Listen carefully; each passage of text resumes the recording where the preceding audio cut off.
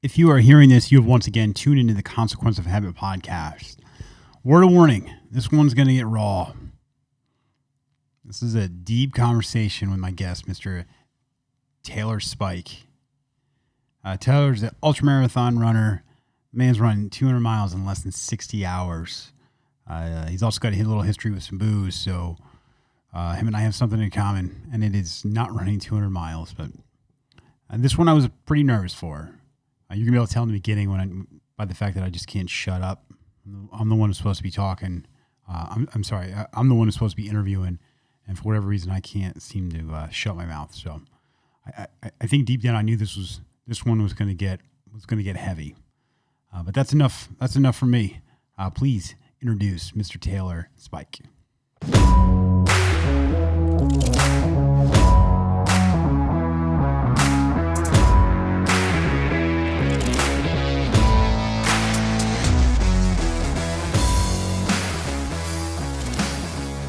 All right.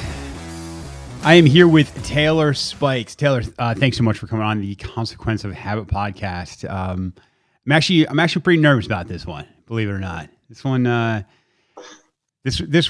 kept me up a little bit last night, and I think the reason is because I'm speaking to one of my own, and there's something I talk to a lot of different people, but when you talk to somebody that's been through some of the same struggles and knows what it means from I don't know if visceral is the right word, but just the rawness of what it means of having bad habits and their effects on your life and then going through change. So again, I want to thank you very much for joining me at 4 a.m. your time. Yeah, thanks for the invite. I'm excited. Yeah, let's start off in the beginning, man. I didn't know your story. I actually stumbled onto you. I got picked up as an ambassador for Athletic Brewing, the non-alcoholic beer company, and it was through that that community started just following each other on social media, and you must have been friends with somebody, and then that beard came up, and I said, "Who's this guy?" And I clicked on it, and your stories, like I told you, really resonated with me. So if you could just introduce yourself and maybe just tell us where you're from and where you grew up. Okay. My name's Taylor Spike. I live in Harrisburg, Oregon. I grew up in this area. I'm just in Marcola, Oregon, and then moved to Pleasant Hill. It's all been within about probably a 35-mile radius. After high school, I went into building RVs, and I've been in a customer service type management contact center role, office setting. It's kind of always done that. And kind of like what we talked about, some habits come along the ways with that, and kids and marriages and life and all the other stuff. So just kind of a pile of comedy of errors just got to me where I am. Yeah. Yeah. But it was funny when I at first saw your story and I reached out to you. It wasn't the typical interaction I've had with. So I just ask somebody to come on and they're very excited to tell their story.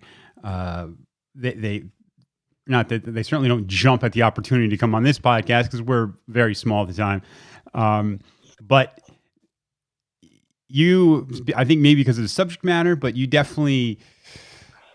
asked some questions coming back just to make sure that, I don't know. I almost felt like it was a bad habit validation to make sure that we were coming from some of the same places. And I could be completely wrong by saying that. But no, that's a good. Yeah, no, you're right. Yeah. You never know. People. I've been asked to do this before, and I just it's not my thing, and this felt different. So yeah, and it's funny and what I'm getting by that is I've been vocal on this about talking about my own struggles with habits and specifically my relationship I had with alcohol, and the process of getting away from that and digging up some other bad habits or character flaws that I've been trying to examine and change. But there's something about talking to somebody else who's gone through those same things and an honesty that you can have that you don't normally have. That I know I certainly hide a lot of times when talking to other people. And And there's something freeing about that, right? Because there's along with things like addiction or lots of things, there's shame. And when you can talk to somebody else that freely about things and not feel judged, I personally find that pretty liberating in a conversation. So, all right, well, what I said to you is I find endurance sports, and even though I don't necessarily do them, I did when I was younger. There's something about them, and I can. Let's. I want to comment on Sure. on what you said. Is that you're right when you're talking to somebody, and that was part of my questions to you. Is there's these shadows of what we don't talk about, right? I think, there's this stuff that's all open. You can read about it. People post about it. But then there's that other stuff that nobody really needs to talk about, but you can relate with that, right? It's kind of like that head nod and passing. Yeah, but I've been there. It's all good. Yeah, and I honestly think you can almost spot other people. So my journey started. It's been a long process, but I'd looked at maybe going to different rooms and trying, looking at 12-step processes and nothing really was hitting me. I kept separating myself from these people. I go, that's not me. Like, this guy's a mess. This guy's a mess. That's not me. Without actually accepting that their goal is exactly the same as mine. I just had to get over my own ego. But I've been climbing the entire time. I was still active throughout everything. And there was a guy at my climbing gym. He's older than me. I looked up to him in certain ways just because he's not built for climbing, but that guy was there all the time. He's not built for endurance stuff, but yet he's doing 12-mile, Spartan races and things like that. And I said to him, I actually said to my wife, I said, I think he might be in the process. Like, I think something tells me that guy, one, I think he used to party, and now I think he doesn't. So I said to him, his name's Chris. I said, Chris, I'm trying to get in good shape, man. I'm trying to change my life a little bit, and I think I'm gonna try quitting drinking. I said, do you drink? And he said, no, I've been sober for 14 years. And it was like, I knew it. Like, I can spot my own. Like, there's something about it. And that was one of the guys who didn't drink that I could have that honest conversation with, right? Because I could have honest conversations with guys I drank with all the time. It could be hiding a bottle. It could be anything. And they're like, yeah, I get it. But this is the first one I could say it to, and he goes, dude, you're a sick puppy. You need some help. Let's get you fixed. So, so what I was getting to before, and I think what actually draws me to your story is there was a couple phrases, and I actually wrote them down because. Oh, is this something I posted on Instagram? No, I don't know. I don't know. Okay. It was a story. It was a story. It was from your company, and there were just some lines in there. Okay. One, this podcast, like I said, it's called Consequence of Habit, and the one here says, perhaps most importantly, habit is the opposite of discomfort. And I was that one got me because I've been living my life pretty comfortable, numb to a lot of this stuff, but absolutely, but comfortable. Yep. We all go through life avoiding confrontation, even conflict with ourselves, and that was another one. Was like a kick in the balls, and submitting to friction.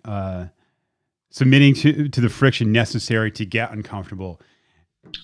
And I think those are all things that I imagine that your process of running, and before I go any further, Taylor does ultra marathons. You're one of the few to do a 200 miler in sub 60.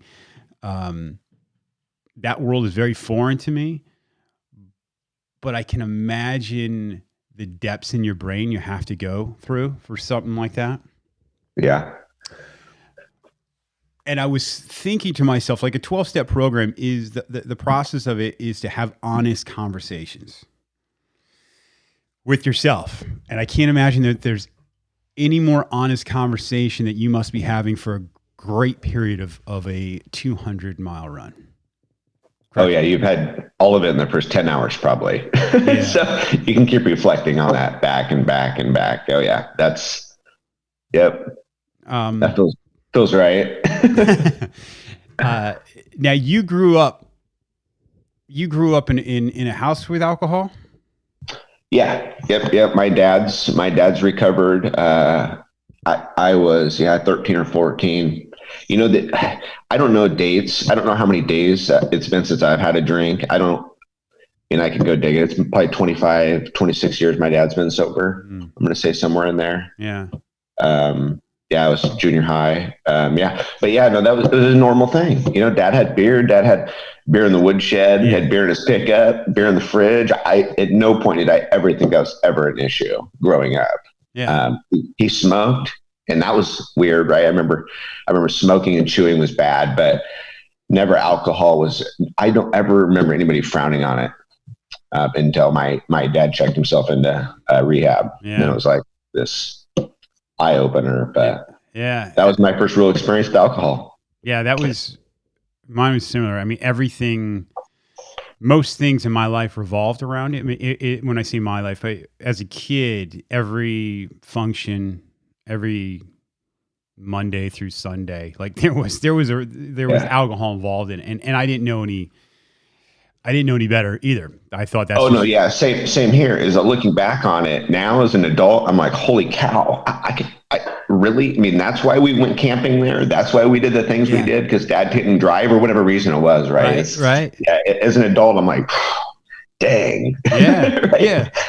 But Yeah. that's tough. I mean, because when that's all you know, and especially, in our email correspondence, we talked about, you end up surrounding yourself by people like you. And I did it when I drank. My dad did it and my mom did it when they still drink. And so your bubble around you, that's just what you're taught. And I always say that, I was given a blueprint on how to live my life, and that blueprint uh, isn't super functional in a lot of ways for me. Maybe it Yeah. works for them, and it doesn't for me. So, and I don't even forget where I'm going with that. But so you get taught this your entire life. That had to be strange to see your dad, and obviously I don't know your relationship with you and your dad. It seems just through social media you guys have a fairly close relationship, or at least a love for running now. That had to be pretty heavy to see him to say, "Hey, I can't stop doing something, and I'm gonna try and do something about that." Yeah, because that was when my dad went from. I remember he had tickets to a football game, and they were good tickets. And I remember I didn't want to go with him because I was just embarrassed because he's just a funny guy. He was always quirky, and that's how I remembered him as a Yeah, kid, not realizing that he was drunk. yeah, Right. right, So right.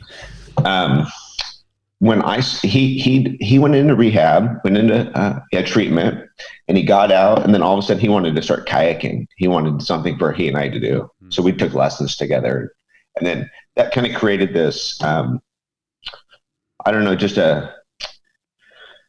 that was like the first time that my dad was like, oh, okay, hey, let's do something together. We hadn't Yeah, done shit. yeah, He'd been drinking and I'd been the kid, yeah, right? So yeah. so that was kind of what I knew. And going back, he had asked me just the other day. He goes, "Dude, can you remember any time that I really ever shamed you?" I was like, "What?" I was like, I had no idea what that even meant. Yeah, But looking back, when he made a shift in his life, was it probably the most vulnerable point of my life. Yeah, I made tons of bad decisions. Yes, I did the same thing as him. yeah. Yeah, I've been a fool my whole life. But during that moment, looking at my dad, I didn't see him as a bad mentor. It was all good from that point. So it was all kind of weird. Yeah, now I didn't go through that, but I think in my process, what I'm trying to do is to show, and I think it's what your dad did, is to show that there is an alternative, right? Because Right. I mean, my alcohol goes back in my family forever. Right? I mean, I literally watched my grandfather take his last breath because he had cirrhosis of the liver. So, and you know what the crazy thing is I went to a bar afterwards. It's insanity. It's true insanity because that's how you mourned. Yeah. But your dad showed that there's a difference. There's a different way. There's a way to go about things, and sure, you had to go through your own process and come to that realization yourself. But at what point? At what point in your career of drinking did it become? Did you realize that something needs to change?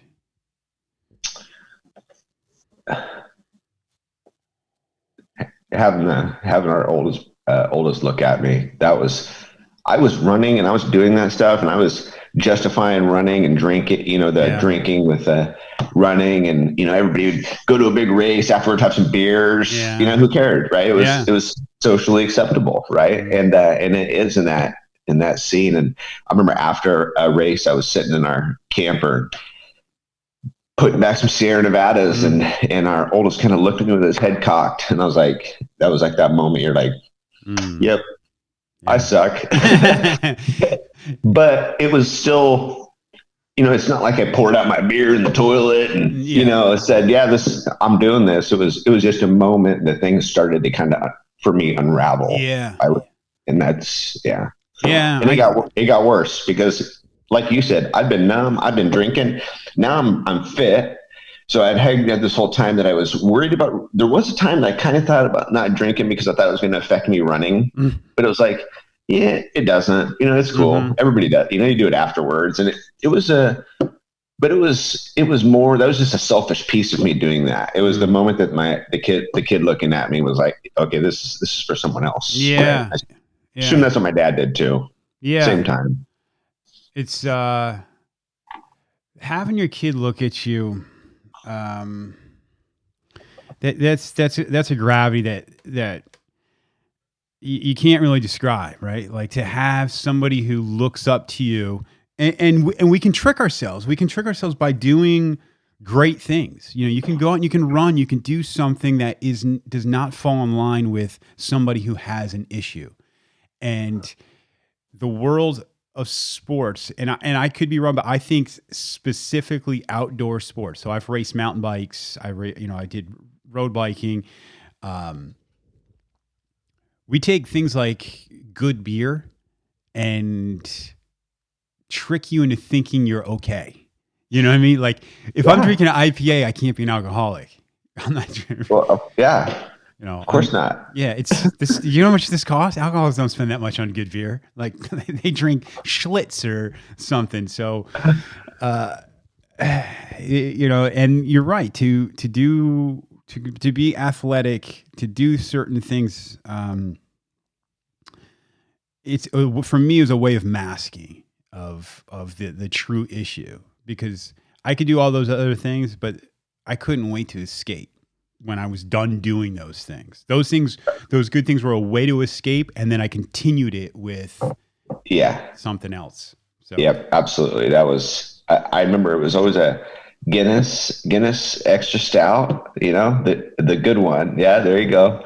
Not in a can or any of that other stuff, but it was that, and then Sierra Nevadas. But then it got to a point it was like wine. It was like anything I could to chase it, because that stuff was expensive, and my wife knew I was drinking a lot of it. Yeah. And there's that other piece, right? And it's that honest conversation, because I was a wine guy too. So I would I would get wine, and I like cooking, so I'd be cooking, and that was I would drink my wine while I'm cooking. I got a wine and a cooking story for you that involves a microwave hanging and sparks. Let's hear it, man. Let's hear it. Okay, so I was the same. So I would get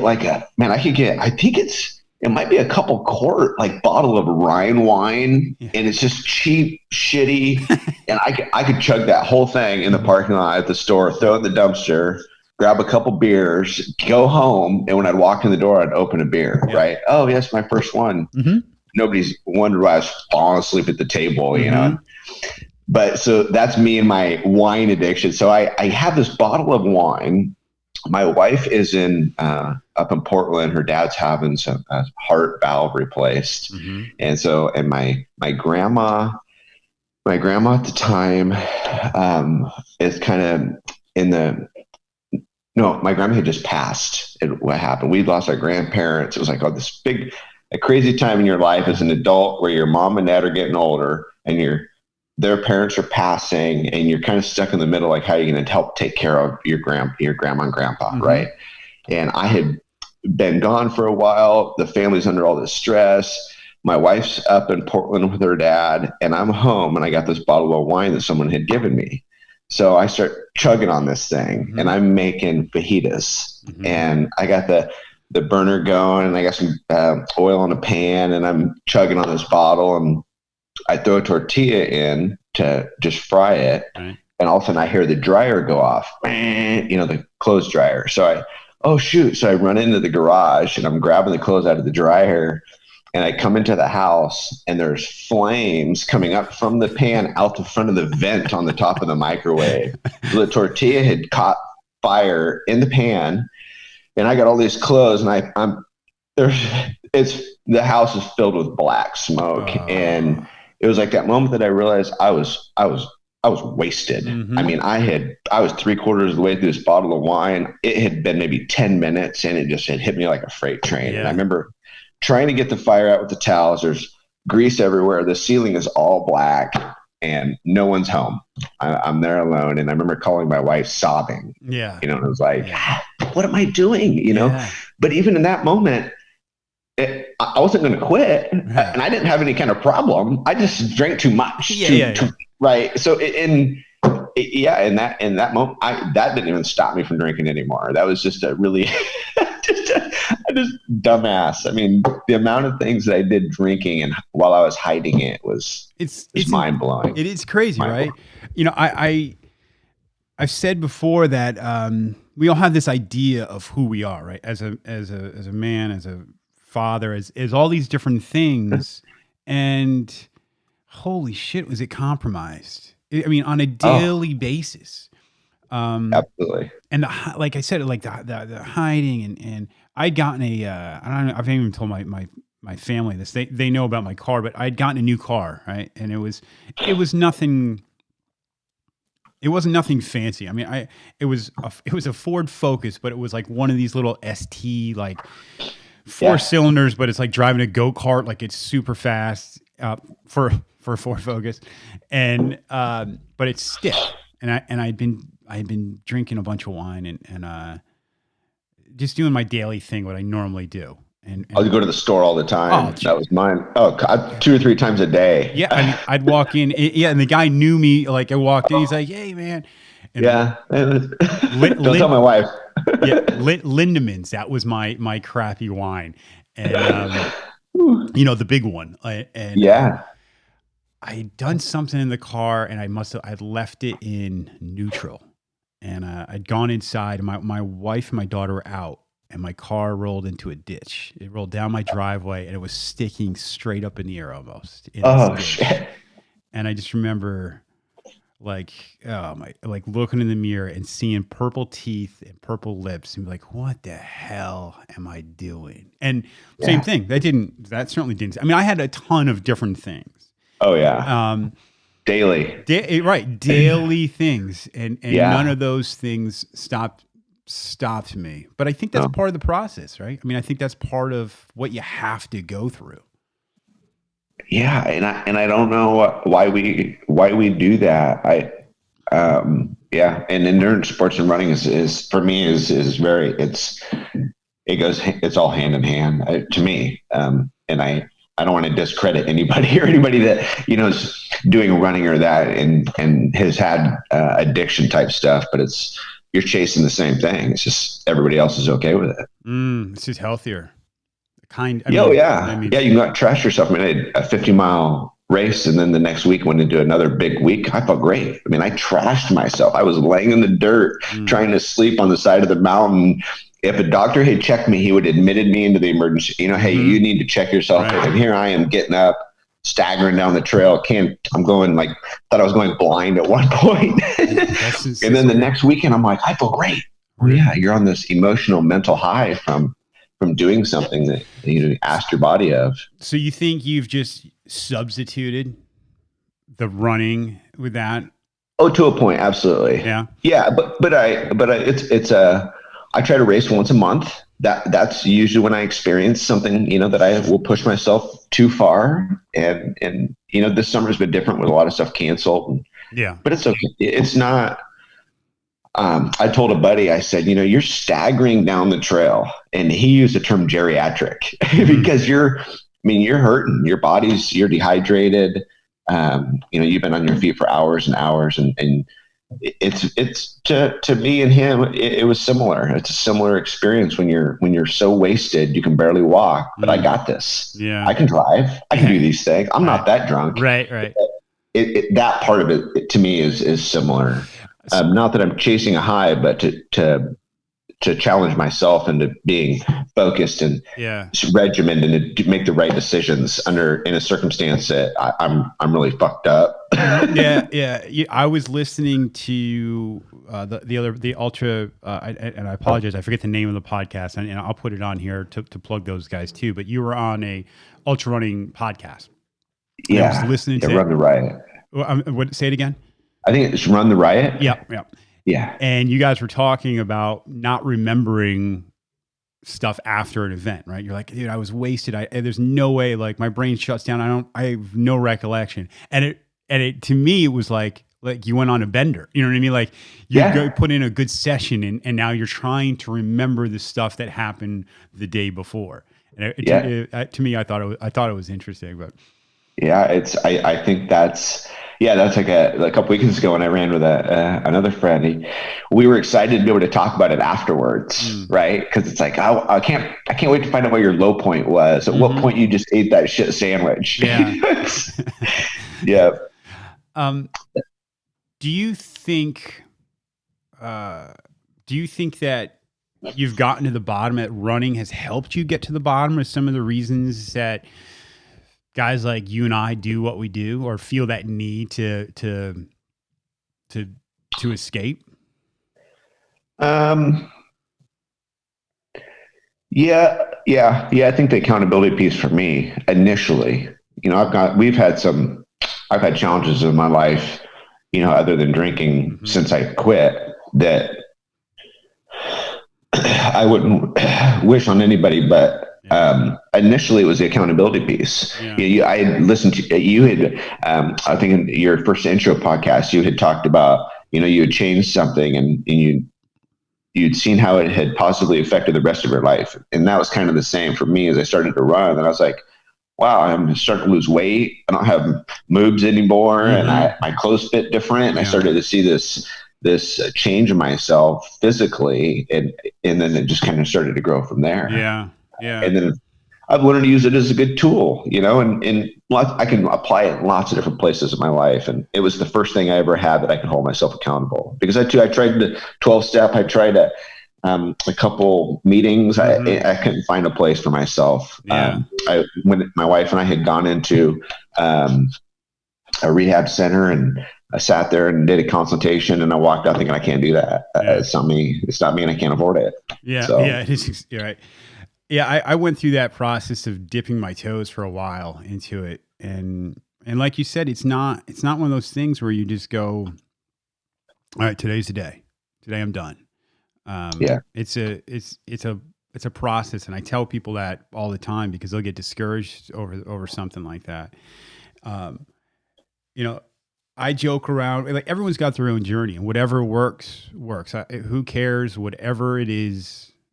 If it works for you, that's great, because, I mentioned shame before, and whether you're chasing whatever it is in your head through running, or I take that back. If you're chasing it through some type of chemical thing to escape, there's a shame with that comes every single day and every single morning. And like you said, and it comes through the eyes of your kids. It comes through your own eyes when you look in the mirror and you see yourself and you've gone, oh shit, I did it again.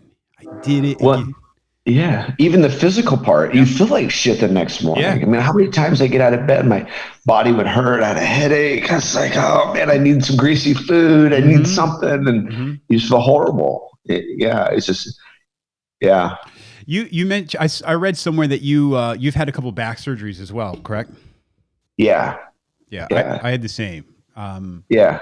Did you would you have discectomies or what did you have? Yeah. Yeah. Disectomies in the L5S1, same spot twice. Exact same. That's weird. Yeah. Exact same. Yeah. Yeah.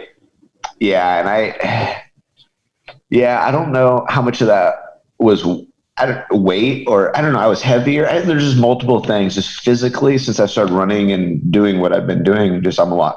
Had I done this then, I don't know that I would have had back surgeries. But I don't know where you've always been an active guy though, right? So maybe I was, and I was in the military, and I don't know what it was, but I had done it the first time, and I'd been training. But when I say active, and I'm talking to you, I feel a little silly saying that. So for me, I was active.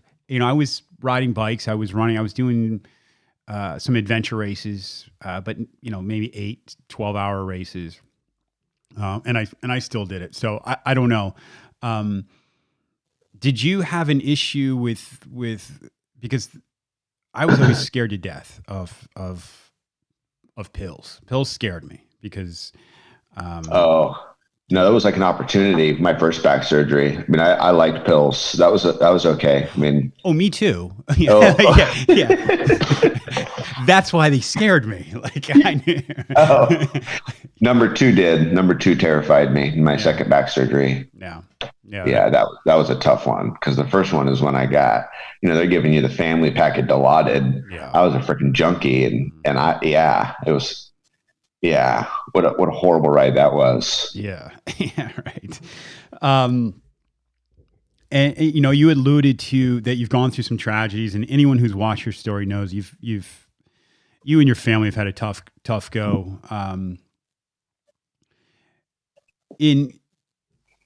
Losing your son, going through some of these really hard things. How do you think being sober, could you have done that, and what would the outcome be if you weren't in the mindset that you are today, or at least had the tools that you have today?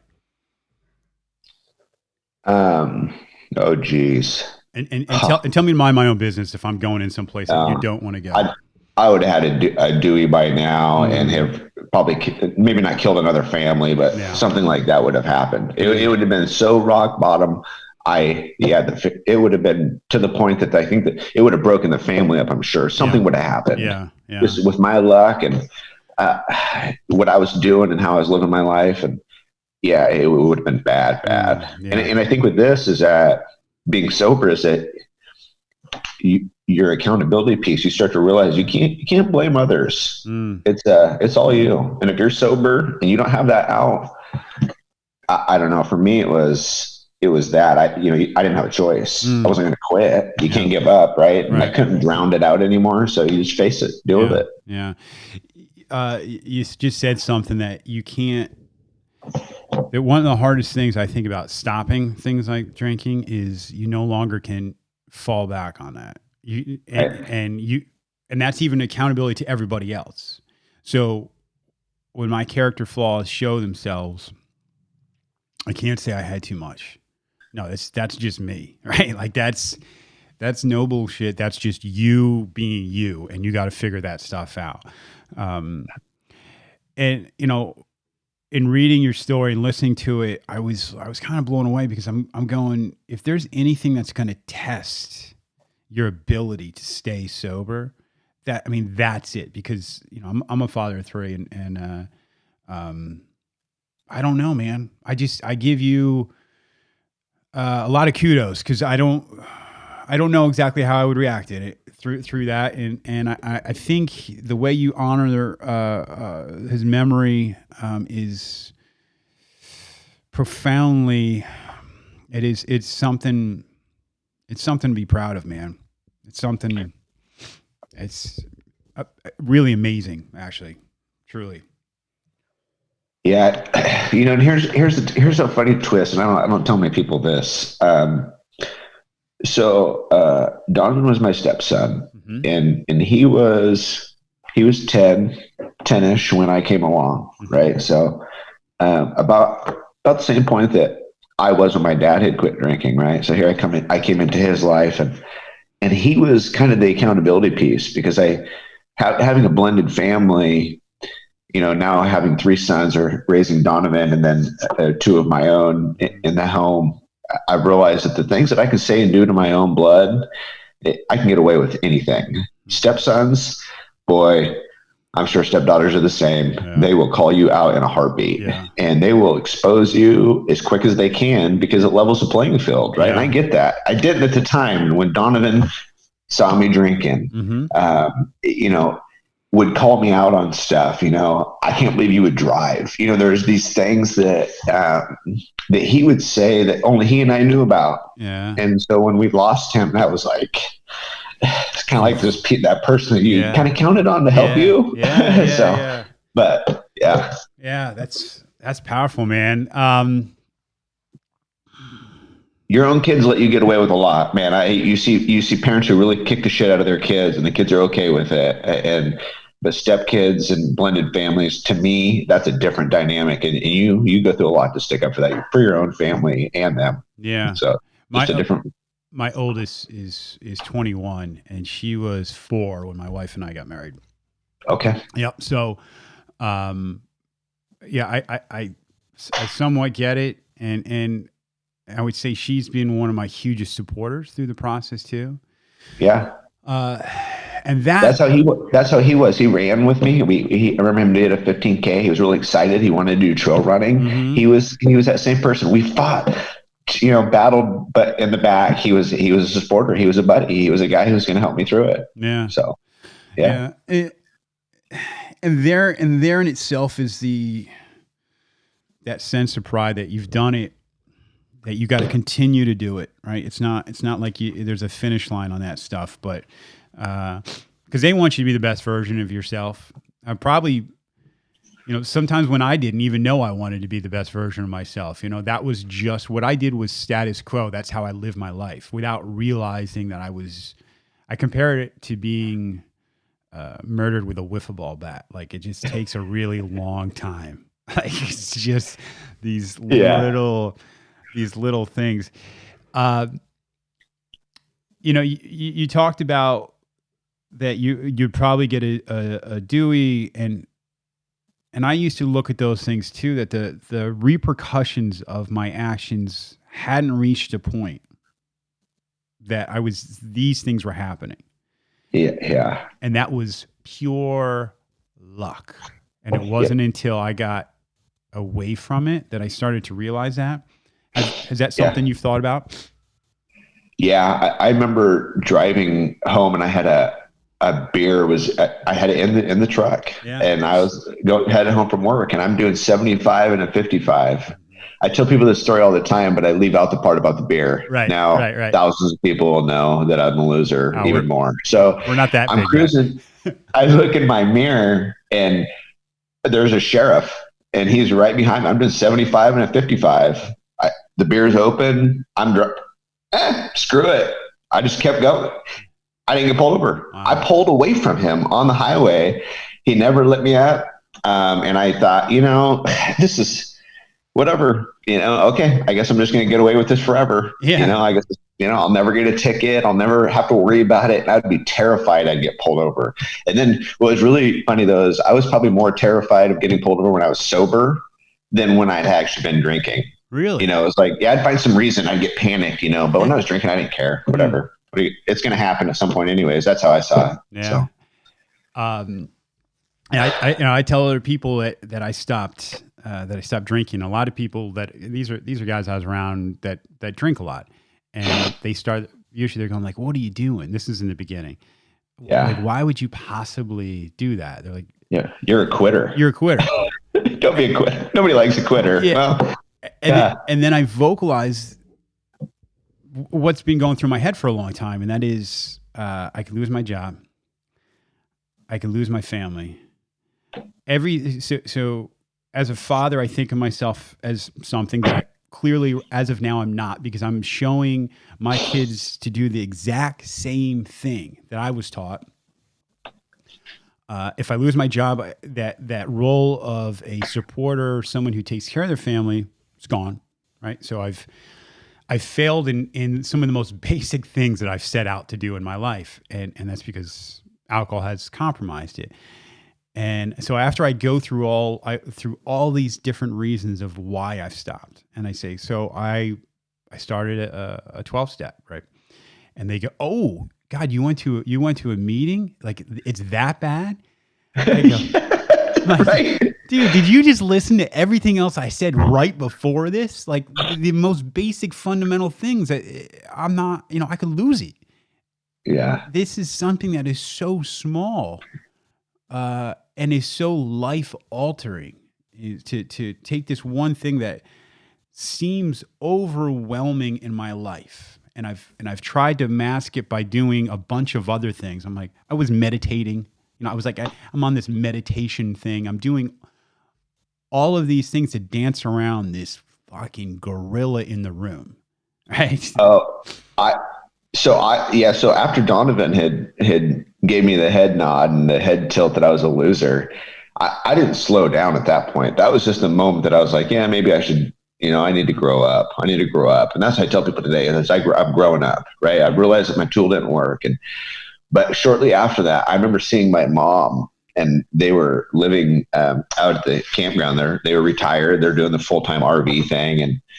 And I was out there, and she kept asking me if I was okay. And I was wasted. And all I wanted was somebody, I don't know. I say that I wanted somebody to call me out, but I don't know that I really did, right? But it was that moment that I was like, you know what? Nobody really cares about what's going on in my mind or in my gut as long as they think I'm happy.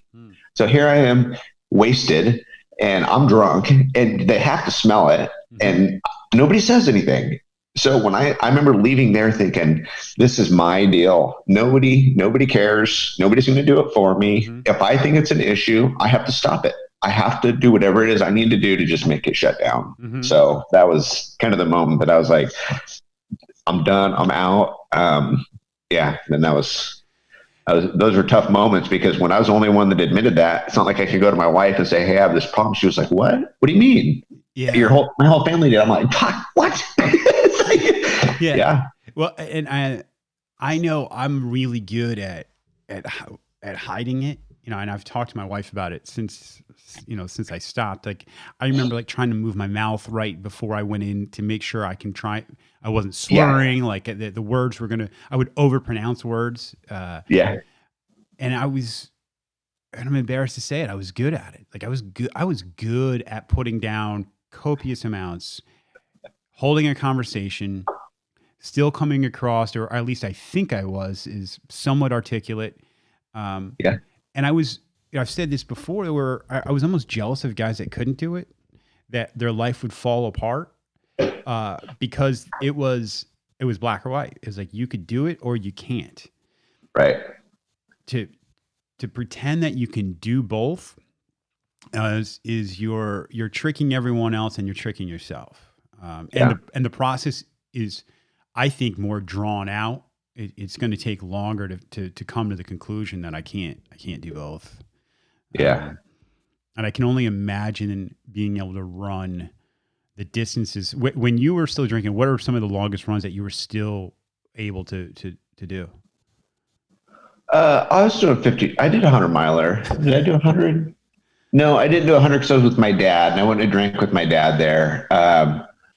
100K, 50 miles. I mean, I was running. I remember SOB, Siskiyou Out and Back 50-miler. That's the one where Donavan. It was right after that Donavan had looked at me.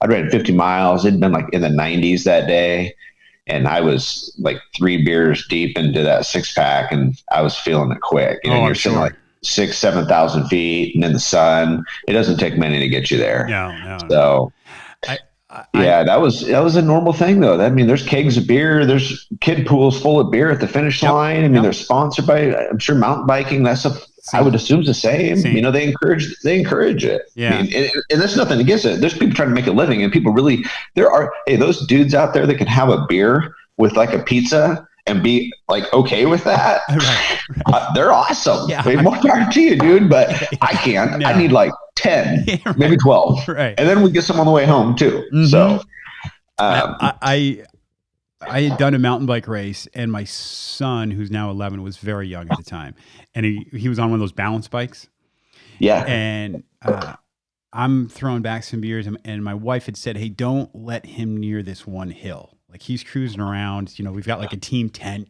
and he's cruising Yeah. around, and I'm just throwing some back, and I'm like, yeah, he's fine. And with that, I look up, and he's flying. He's completely out of control going down, and it's concrete here, down this hill, and I see the little wobble start. Uh-oh. And with that, he just takes a face plant, and it jacks up his mouth. He's ripped that little thing that connects to like your upper lip to your gums, and I'm running after him holding like a 4-pack or a 3-pack. I'm running with beer in my hand. Yeah. And I'm trying to take care of him, and the look that my wife gave me. I mean, it was like, one, I just asked you to do this one thing, and you didn't do it. And the fact that I'm chasing him holding 4 beers, and it was like a priority thing, right? Like, what are you doing, man? And that's one of those things where I look back. When I talk about shame, there's times I look back and just be like, oh my God, like I want to kick my own ass. I really, yeah, just it was really odd to me is because looking back on it, I don't ever remember basing it around alcohol. No. Alcohol is just involved. Yeah, right. It's like, hey, we're going fishing at 4:00 in the morning. We're driving 3 hours away. Well, why wouldn't you have a little, Jack Daniels in your coffee? Let's get this thing started. Yeah. And it was, I don't know. It's the weirdest thing. Looking back on it, it was crazy. What's really crazy is how many people do it all the time, and they really think that's normal, and it's not. There's a reason you feel like shit in the morning. It's because it's poison. Yep. It's not good for you, and it only takes one to feel that way. So, but who am I to judge? and that's that's funny you say that, is because for me when I was really into it is when I was the most judgmental. I would call out other people and be like, to my wife, I'm like, God, that guy's got a drinking problem. So here's me. I don't know if you found any of my pictures. I used to wear a tie to work every day. Mm-hmm. I slacks. I mean, clean shaven. I drove a brand new pickup. I looked good. I made a piece of shit look good. And I was the drunkest ever during that time. Mm-hmm. And I was heavy, but man, I could polish it up good. Mm-hmm. And I was more applied at work. I know there's just multiple pieces of it that I could really handle, and I really focused on making those to make me look good. Mm-hmm. When I was just a turd. I started having I don't know if it was a breakdown, but I spent a lot of time talking in front of people in my current job, and I've told this story on the podcast before, but I was in the back of the room, and I'm around a bunch of like alpha males, like military, and there's a guy up front talking, and I know he's going to call on me because I'm supposedly have some insight onto things, and he calls on me. He's like, hey, do you have something to say? I'm like, yeah, I do, and I feel like I'm about to drop some knowledge on these guys, right? And I was walking from the back of the room to the front of the room, and I felt the walls coming down on me, like something. And by the time I got to the front of the room, words wouldn't even come out of my mouth. Like there was and it was just like a full blown panic attack. And what I realized later on is like you said, like you can polish something, but that you're in some ways a fraud. And that's what I felt like. I felt like a fraud, like I am, I know I'm tricking all of you. Yeah. And for this split second, I feel like the curtains had been pulled back and everyone knew it, like I'm like, shit, they're on to me. And that's something I still probably struggle with, but, it's easy to disappear into that every night because that's I think of it as like an eject button from my own head at night. Right. Like memory wipe, man. Yeah. Make it go away. Yeah. How quick can you get to that place? I wasn't ever chasing a buzz or like, I can't wait to be here. I just wanted to forget what had happened. Yeah. Yeah. And then I remember lots of times being in that place, wishing I was not quite this far. Yeah. Yeah. Being at a urinal or something, I'm like, oh, I went too far again. Yeah. Or This is a ride I need off of. yeah, That was always my thing. And I learned to go to sleep. I'd go find someone to go to bed. Otherwise, I wouldn't remember, and I'd do or say something that somebody else would have to tell me about. And that's the worst. that was always so embarrassing. No. Yeah, I hate that part. Now, are you involved in the world of recovery? Like, I've seen you wearing a shirt. What is your role now, or is it just a personal journey, or your? Yeah, Recovery Strong. Those guys have supported me. They've sent me some gear, and they've been good guys. I've never met any of them. It's all been through social media. Yeah. Which is kind of most of my adventures or most of the contacts I've had over the past few years have all been through social media, and for me has been really really positive. I see some stuff on social media kind of makes my chest hurt, but for me it's been good. It's the Recovery Strong guys have a gym there in Utah, and they do some structured type stuff there, but I've never been part of any of it. I've gone to a meeting and a half. Yeah. I went with a friend to one, and then I went alone. I don't know if my wife even knows that I went alone to one. She might now. She's waking up, but I talked to my dad a little bit. Yeah. But I never. I look in the mirror every morning. Yeah, that's a powerful thing though. Is what's your dad's take? What's his take on it? I mean, have you guys had some pretty in-depth conversations, or is it just something you guys both know the struggle and it can go unsaid? Yeah, no, we've talked about it. Because we both know that running is the same for us, and it's the same emotional and mental experience. Like my dad took off this last week, and he's 72, 73, I think 73. He takes off, drives to Mount Shasta in Northern California, 4.5 hours away, camps, runs a 50K, so 32 miles in the mountains, and then drives to the backside of Mount Shasta, gets some ice cream and camps for the night, right? And then comes home. And he did all that alone. It's just a bender. He took off. That's right. He comes back and you feel recharged. You've held yourself accountable. You sucker punched yourself. And everybody else is okay with it. So for us, that's the same. But we both still, it's the same. We would, God, I wish I could have a beer, but I'm not that guy. Those guys, they're great. And but the other thing is with my dad finding running too, even much later in life, he'll say with that tool that maybe his drinking maybe wasn't as bad as what he thought it was. Really? That, maybe it's a process of growing up and holding yourself accountable with something.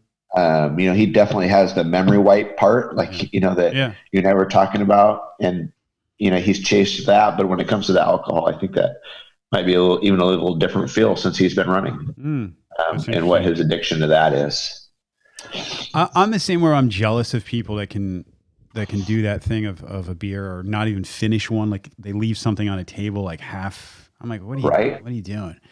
Yeah. My wife and I were hiking last weekend, and I'm up in the Poconos in Pennsylvania, and we ran into a couple, and they were talking about going to the Yinling Brewery. And it seems the way they talked about it was like, it was almost nostalgic. It made me think about times of going to, like, I went to the Dogfish Head, and I walked away going, God, I'd like to go to that. Like, I miss that. And it was almost like it was meant to happen. About 5 minutes later, 4 people walked by me, and they reeked of booze. And I could see that glassy eyes, that they were not. I knew where they were. Like I've been there 1,000 times, and it was exactly what I needed. I'm like, I'm glad I don't drink, man.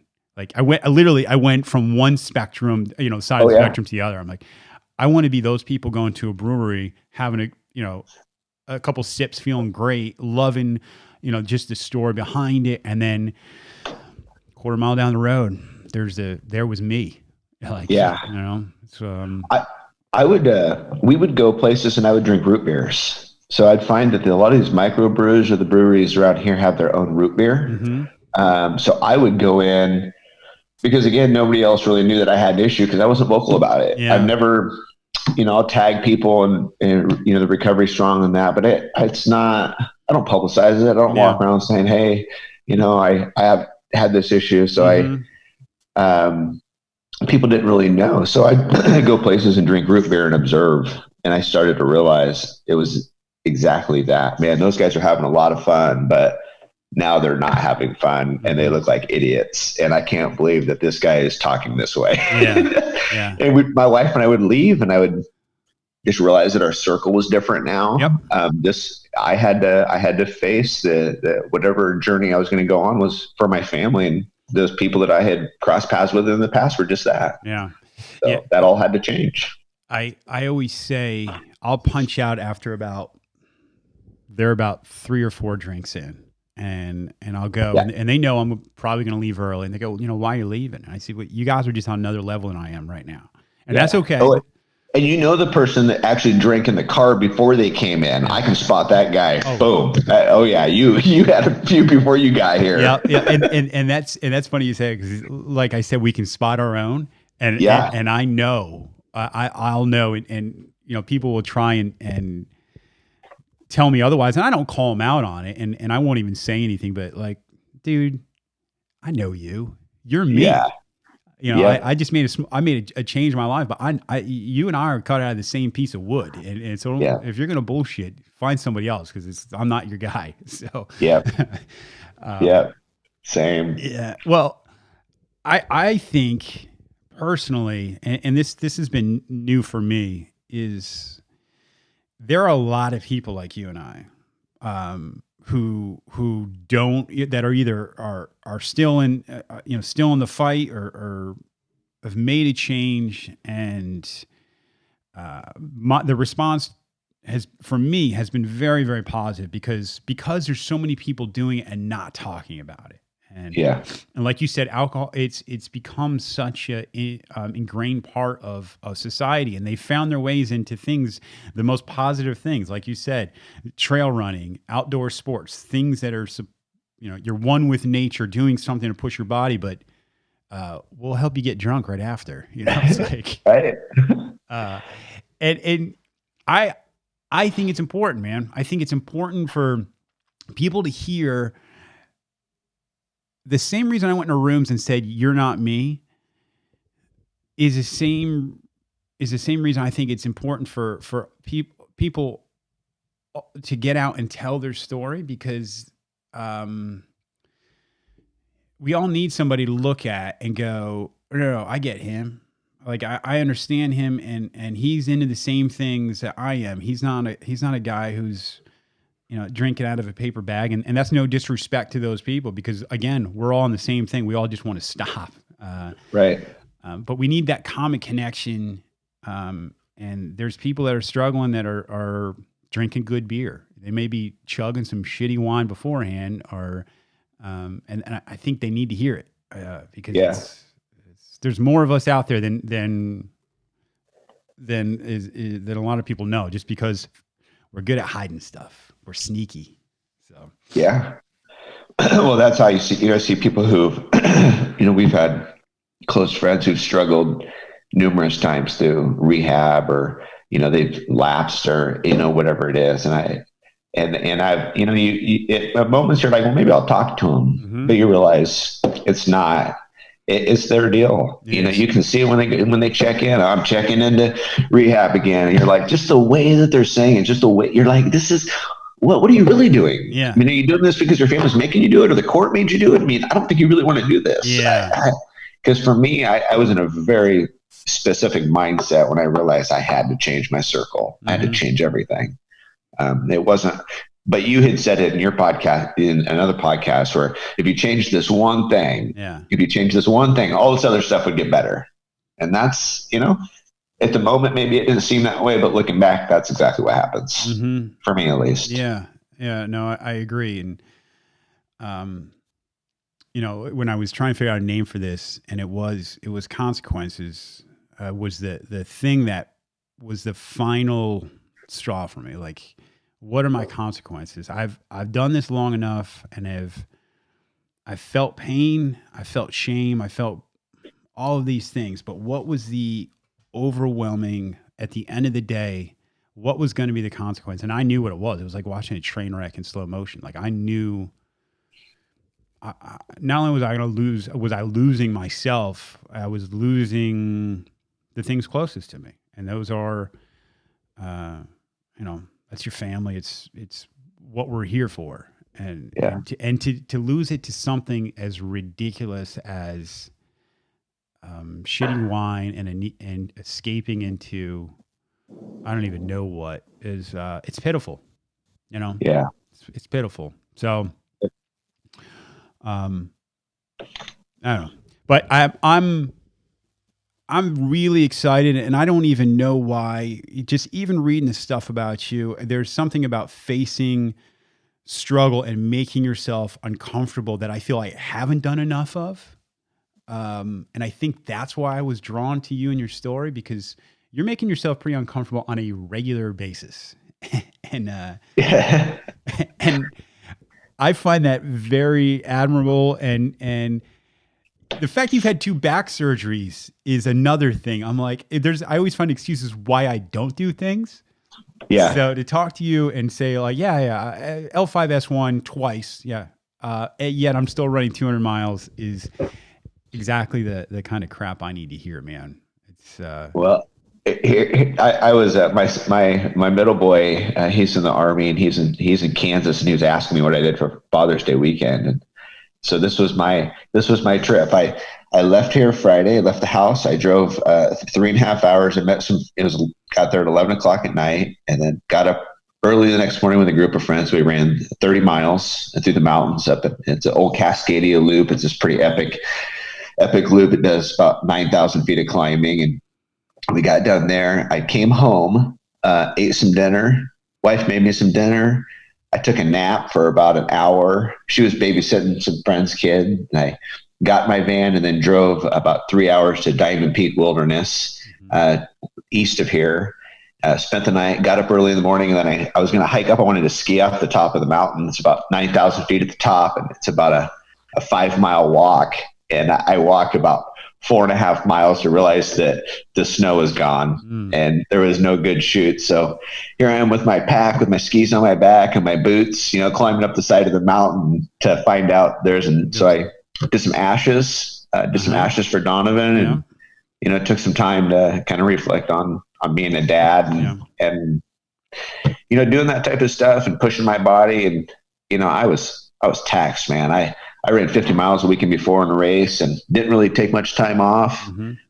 But to be able to ask that stuff of my body and it respond positively and to get to those places that are dark and hard and to push yourself to be better, for it to be this positive, emotional, mental, or spiritual thing is awesome. And it's good. And I got down off the mountain, didn't even put my boots on once. On my way home, I drive by Mount Pisgah, and I'm like, well, it's only about noon. Maybe I should run. So I went and did a 4-mile loop on Pisgah and got home. And it was busy. It was hard, but to be able to do that stuff and to come home to your family and remember being home with your family and to sit around, but to be on this high, you feel accomplished, and there's a runner's high thing. There's something that happens in our brain that makes it euphoric, and to be able to come home and hang out with your family and it'd be good. And I love it. I love that there's something that I can go do that my family's going to encourage me to do that makes all of our lives better, and that we all acknowledge that, right?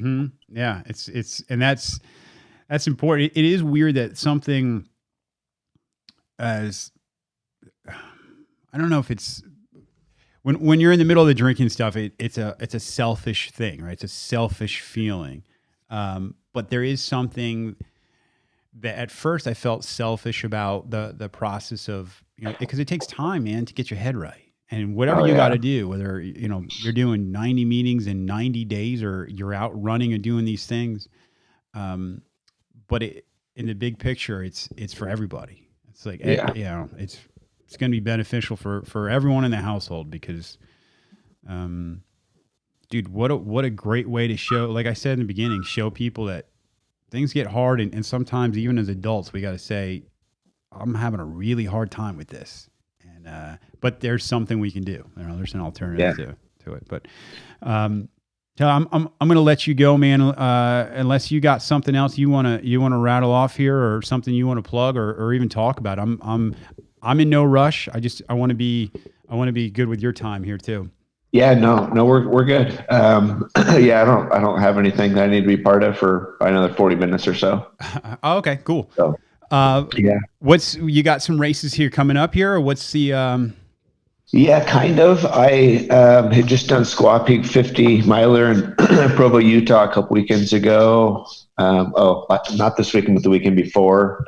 And then I have Elkhorn Crest 50 miler that's in Sumter, Oregon. The Alpine Running is putting on, and it's legit. It's a tough one, and it's kind of middle ground between here and Utah. My family, and I really have fallen in love with Utah, and we're trying to get some friends to come out, and it's 7 hours for both of us to there. But with the COVID stuff, most races are canceled. Yeah. So, my 100 miler that I was really wanting to do is canceled. And so we're looking at Cascade Crest in Oregon. They have there's one in September that Alpine does. And that might be the only 100 miler in the state that's going to happen, when normally there's a few. All right. So we might volunteer. We really enjoy volunteering at races and helping with aid stations, but I also would really like to race 100 miles. Yeah. But right now it's Elkhorn Crest, and that's at the end of July. So, I see these pictures you post, and our goal is to move to the mountains one day. But I'm in Delaware. Okay. So I couldn't be much further from actual mountains here, and I've spent some time up near Tahoe. I lived in Auburn, California for a while. Oh yeah. Yeah. I got out of the military in Sacramento, and then I moved up to Auburn for a little bit. But that is where we eventually want to be, is in the mountains. So I think it was one of the reasons I was so drawn to the stories. These pictures you post are just unfreaking believable, man. Yeah, we're so lucky. It's amazing. Even when we were in Utah, you're like right outside of Salt Lake City, and I'm the only Yahoo up here. I mean, it's just the places you can go on foot, and that's why I like to.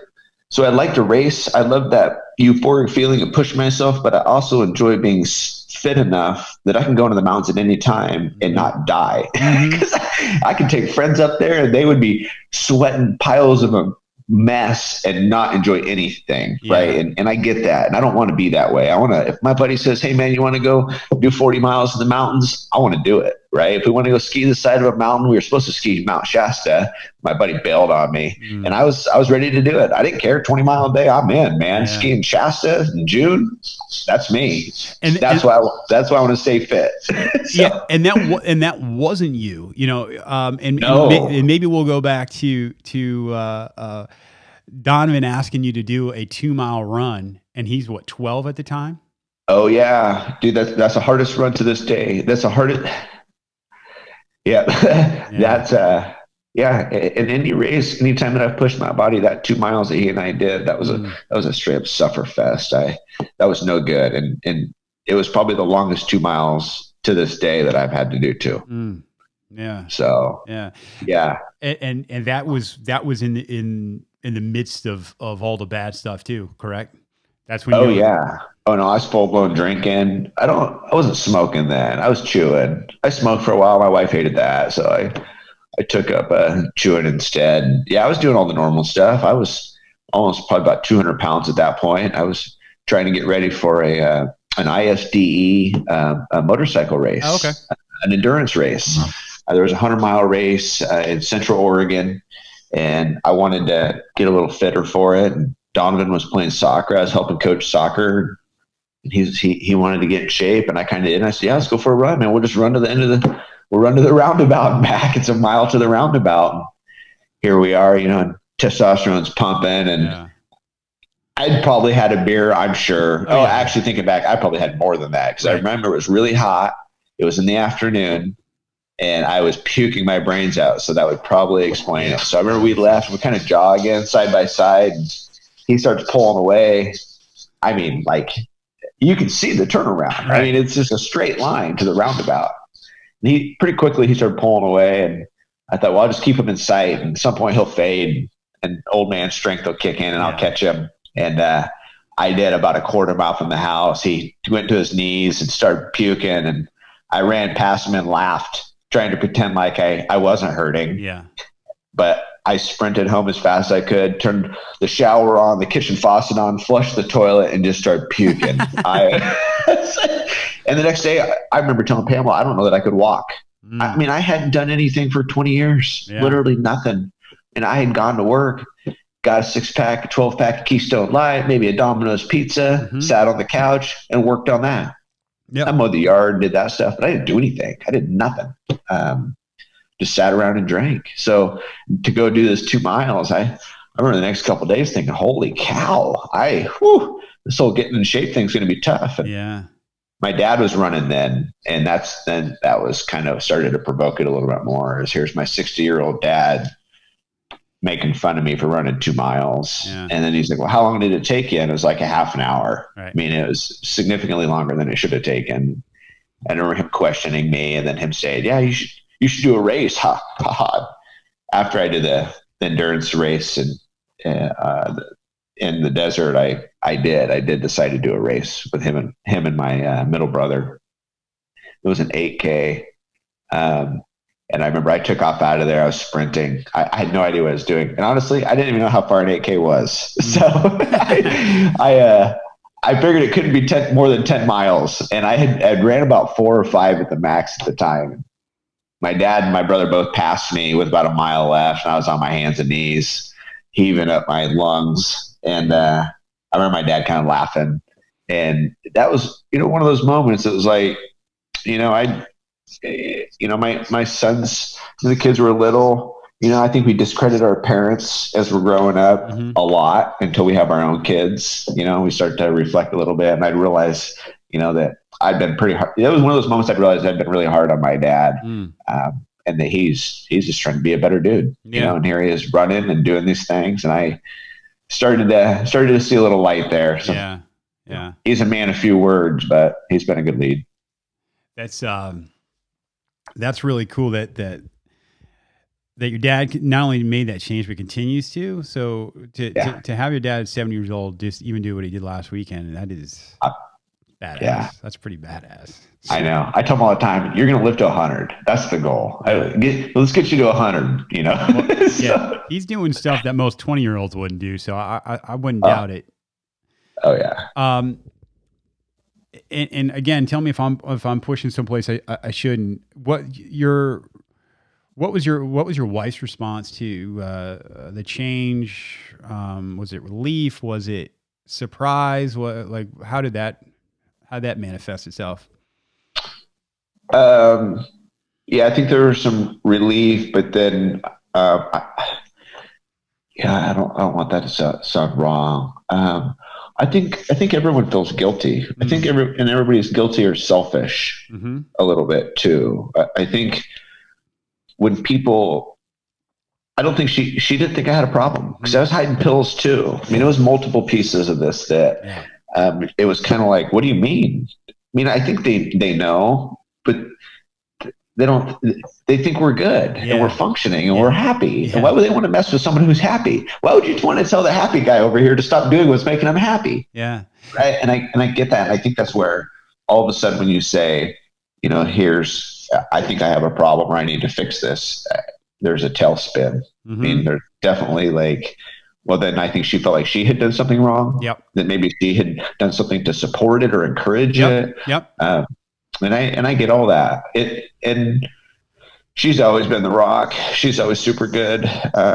She's put up with a lot of shit, me acting like a total fool, and really taking care of the family in those times. Yeah. I don't thank her enough for that. So, it was the same with me and I don't know if it's some form of denial or it was just that's the way I was from the time we started dating. So that was me, and I somewhat appeared to have my crap together, And we've had that conversation where she said, I almost feel guilty because I didn't see it. And I think the further I've gotten away from it, or we've gotten away from it, the more she's like, oh yeah, there was now that and I was worried about that it was going to change me. When you mentioned your dad being quirky, I was worried that I wasn't going to be funny. I wasn't going to be as carefree, that I was going to be too serious. See, I watched my dad. That was my dad's social lubricant, was the alcohol. Yeah. So I watched him have to shed that as I was growing up. And I remember how closed up he would be and not want to go into public. He wouldn't want to go to bars. He wouldn't go any place where there's going to be a lot of people. So when I was going through mine, I kind of went opposite, right? Because I'd watched how that had hurt. And so I really tried hard to put myself in, not the public eye, but to be out and about, and not retreat or try to need that. And that was the way Pamela was too, is it was to the point that I remember we bought a 6-pack of Coors Light and I left it in the fridge because I wasn't going to drink it. Yeah. But people could know that I could have beer in my fridge and I didn't need to drink it. Right. Fuck, so hard. Oh, I mean, we still have one that's down in the cupboard. And there's been moments I've said it out and been, and even recently, I'm not going to lie, man, that, there's definitely times it's like, I want to forget, but it would never last long enough. And the amount of guilt that would happen from me doing it, I don't want to deal with. Yeah. So, yeah. Yeah. I'm sure you've dreamt about it. Oh, I've woken up before and thought that I had drank. Yeah, me too. That was a really bad one. That's happened a couple of times. I woke up and been in the house and like looking like thought I drank something or just accidentally. I remember one time I accidentally sipped something and I thought that was a big deal. And I was like, you know what? I don't give a shit. I'm not drunk. I'm not drinking to get drunk. Right. I accidentally drank something. And it's I've been there where, especially in the beginning, it was a really a regular thing where I was dreaming about it and I would wake up in tears because you like you said, it's not just for you. You've made this commitment, and that's hard, man. To come to people that think of you in a certain way and think that you're okay, and to draw that line in the sand and say I'm not. Man, that shit's real, because after that, nothing is the same. Because if you go back to it, you've said it, like you're failing in front of them on a regular basis. Right. After that, it's, for me, I was failing myself for a long time because I knew I had an issue. I mean, if I'm honest, I knew I had an issue. Yeah. I could. Yeah.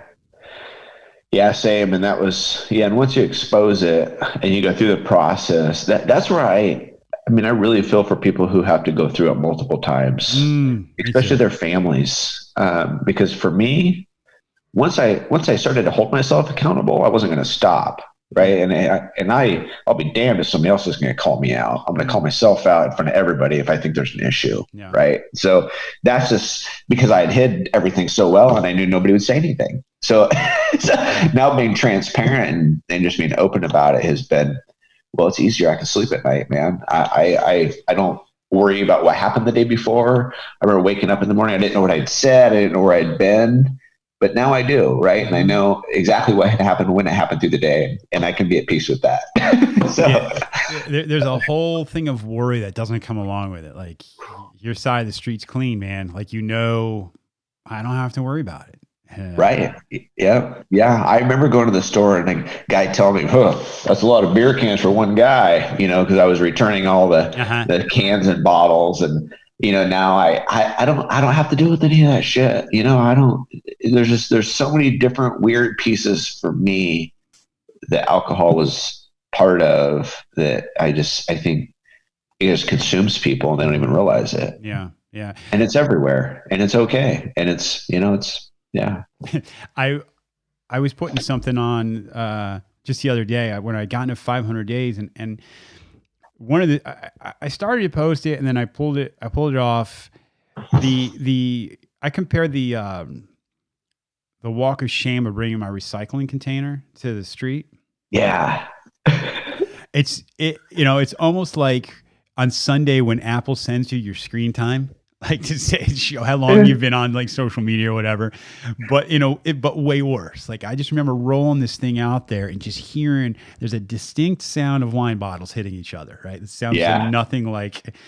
That's funny. And I just remember, the recycle container full of wine bottles. Mm-hmm. Yeah. Yep. And now they're full of some stupid bubbly water that I drink, like carbonated stuff, right? So I've been a connoisseur of root beers. Let's see, bubbly water. The different versions of that. Some seltzer waters, and coffee. There's been different things. It's all habit, and it's all addictions, and it's all. I think it's great. I think it's funny. I think it's great to be able to look back on it and realize that I can identify those things. And I know what things are bad. I know eating pizza every day isn't good for you, right? And I could do it. Right. But before I didn't see the consequences in those things. I always say unintended consequences, right? That the things that we do every day that we think are okay that aren't. And since I've sobered up and started running, I think that stuff becomes a lot more clear. It's plain as day. I do have to be careful because I know my default mode, like, so escapism, whether it's through alcohol, whether you found it in running, I think you're right. Just acknowledging when you're doing something to get away from something else is an important thing, because I left to my own devices, I'll escape all day. Like I'll find it doesn't have, I could just find something shiny. Like it doesn't take much. So that's no run November is that for me. I don't. I like to tell people it's for the physical thing, give my body a break, but not running for a month is hard emotionally for me. And just to not do something I've done almost every single day, and just to put it away and hide it. I put my shoes away, I put my packs away. It's kind of like I'm not a runner. And I try to do that for a month to kind of detox from it. Really? I think you get really stuck in this cycle of, and I see guys do it all the time, and it leads to the same burnout and the consumption of your day, your family, and you gotta step away from shit. And that's even running, even the things we think are really good, there are other people think are awesome. I still try to take a break from and just try to break habits. What do you do? What do you do for that month? Nothing. So November and December usually at work become it's just a different focus. Our volume has slowed down. So there's kind of a time that we're able to, fine tune some things and work with teammates. And so I will consume myself in a lot of work, but also my family. Right. Yeah. Do you ever do like what your dad's done, or do you just get this from your runs? Do you ever just go out on your own? Actually, I think I'm already answering. You've already answered the question. This is what you did last weekend, but I'm getting ready. I want to do something where I'm just out by myself and alone with my own thoughts, because it's not something that happens very, very often. Like I said, I can find something to preoccupy. It just doesn't have to be alcohol now. And if so, how hard is that to do that without something to escape from? It takes an hour. 1 hour. It takes me an hour of doing something to kind of get to that spot that I'm alone in my thoughts. Am I following your? Yeah. And I don't think I'm describing it very well, but I think you're right on point too. Everything else is gone, and you are in touch with the exact thing that, for me, that I would be trying to escape from, right? That thought process or whatever it is, and now it's just me and this thing. Yeah, it takes me like an hour and a half. I can be walking, riding my bike, skiing up a hill. Any of that stuff I've realized over the past decade that it takes me about an hour and a half of doing something else to sidetrack myself, to get myself to a spot that I feel like my brain's kind of flushed and I'm focused on what I'm doing, and nothing really matters. That's Not a interesting. numbness by any means, but just clear thoughts, just good thoughts. Yeah. Yeah. Do you, But there's been times I've made it 2 miles from the car. I made it 10 steps and been like, this ain't the day. I can't do it. I physically, my chest will get tight. I'll feel just anxiety, and I'll walk back to the car. The weekend, the weekend before my race in Utah, I walked 4.5 miles down the mountain back to the car. My dad passed me. 70-year-old dad beat me down the hill, and I was walking. I felt like hell. I felt bad. My chest hurt. I couldn't breathe. I was stressed out from work, and mm, and that's real too. I mean, I don't take off out of my house every day on a run and find this euphoric feeling after an hour and think that everything's awesome and rainbows are great. There's days it sucks. It sucks the whole damn time. mm, But it's that accountability and perspective piece, right? If I don't do it and I want to go perform doing something else, I'm going to suffer then. So it's now or later, or, mm. Do you think running saves you from addiction? Absolutely. Yeah. Yeah. It gives me something to be addicted to that I can put out in the open and be transparent about. Yeah. Yeah. Yeah, absolutely. I can't be bored. That's my thing. I mean, I can get up at 2 o'clock in the morning if I got something to do, Right. and I'll stay up till 2 o'clock in the morning the other end if I got something to do. Yeah. But I can't get bored, man. As soon as I get bored, that's the part that terrifies me.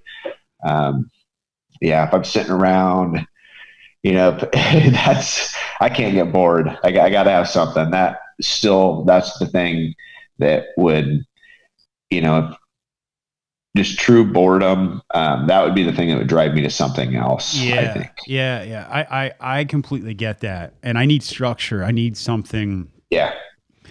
I went into the military and, I did good. Like I excelled in that kind of environment. And then like I said, I got out in Sacramento and moved up to Auburn and left them to my own devices. And, boy, look out. 'Cause I will self-destruct. And I think it's important, like you said, you surround yourself by people doing positive things, and you become it. You become what you surround yourself by.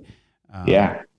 For me, and I'm almost embarrassed by that in some ways because it shows I'm easily influenced. But knowing your weakness and knowing that if I'm around the right people, that my life's heading in the right direction is Yeah.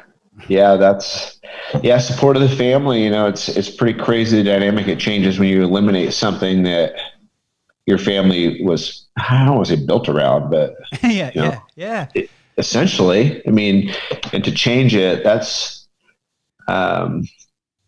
know some of my wife's family, I mean, all aspects of both sides of our family, there's been alcoholism heavy. So to be the one to make a shift it's incredible the people that we've touched in the process that we have to go through to do it. Yeah. Right? I completely agree. I feel a lot of responsibility for that too. I feel a lot of responsibility being vocal about it, and it scares me, because like you said, man, we're one drink away from.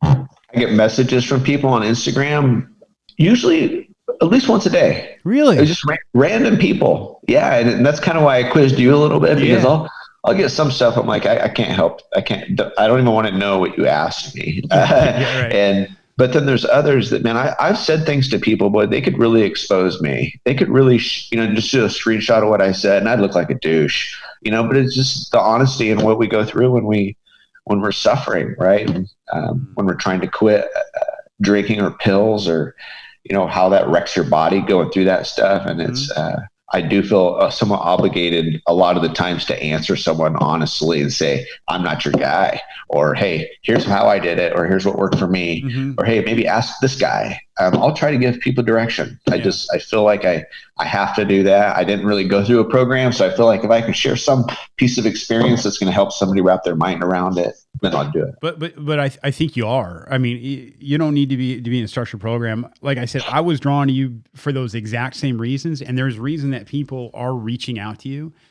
because you're doing it by example. It's not in some closed room, but that's okay. You know, I was comparing, and I mentioned before what you go through in a 12 step, and I don't care what program it is. If it's a 12 step, none of that matters. It's about honesty, and everything you've said so far is exactly that. It's pinpointing or exposing yourself almost to yourself, saying like, having this honest conversation, man, I'm doing this, and this. This is probably why. And I need to not do that anymore. And to do that, I need to be honest. And and doing that in front of your family, doing that on Instagram, you may not be talking about it every day, but your actions are showing it. And that's admirable, man. This isn't just blowing smoke. And I liked the fact that you quizzed me. I liked the fact that we had this, like, it was like, dude, I'll show you some darkness. I'll show you and then the other person's like, oh, okay, yeah, we're the same, and then we can make this happen. And I really appreciate actually the fact that this isn't, you were apprehensive about this, but yet here we are. So that's cool. I even asked a close friend. I was like, hey, listen to this guy's podcast and tell me what you think. And I said, here's our emails. And we had a short conversation about it. And because I've gotten offers to do stuff and talk about it, but it just feels weird, or the gain for the other side isn't, that's, I'm not financially trying to gain anything by this. Right. And I just want to share my experience. At the end of the day, maybe there's a tall tale about me and how I got through it to help someone else. Yeah. Yeah. I think there is. I think you have, and I definitely think there is. And, but let's, with that, man, I want to thank you for coming on. I want to thank I don't care if this ever went out, it's going to, but just the fact that you and I are having this conversation, dude, I really enjoy just shooting the shit with you and talking to one of my own. Yeah, no, I agree. That's kind of what I was looking for. And I appreciate it. It's good to tell the story to someone else, that doesn't know you. It's because it's that honesty piece. It's like, because like I told my wife, I said, what if I do this? I want it always to be the same story. It's got to be the same, and I have to hold myself accountable to that. Right. That what I tell you is what I'm going to tell everybody, and it's how I feel. Yeah. So yeah. All right. Where can other people follow you at? I'm on Instagram, tspike2. I've never come around to changing that. Everybody took Taylor Spike, so I've just stuck with the tspike2, and then I'm on Facebook too. Okay. But I'm not real. I post pictures, but if you have a question or somebody wants to reach out to me, bump me. I'll give me a little bit of time to reply and to put some thought into it, and I'll do my best. I'll try to help. All right, cool, man. Well, like I said, I appreciate you, and keep on doing what you're doing, man. I'm gonna keep following you, that's for sure. And I'll definitely be in touch, because I enjoyed this very much. Yeah, no, I did too. No, same here. Yeah, cool. Absolutely. Thanks, Tyler. I appreciate it. Yeah, have a great day. You too. Oof. That's it. That's it from us at the Consequence of Habit podcast. Thanks again to Mr. Taylor Spike for being candid, being open, being honest, and just sharing your story. And he said, I hope this touches somebody or affects somebody. And if no one listened to this, it affected me. So mission accomplished. But with that said, I hope more people got something from it. Be sure to check us out next week. This one's going to be hard to top, but we're going to do our best. So everybody have a great week.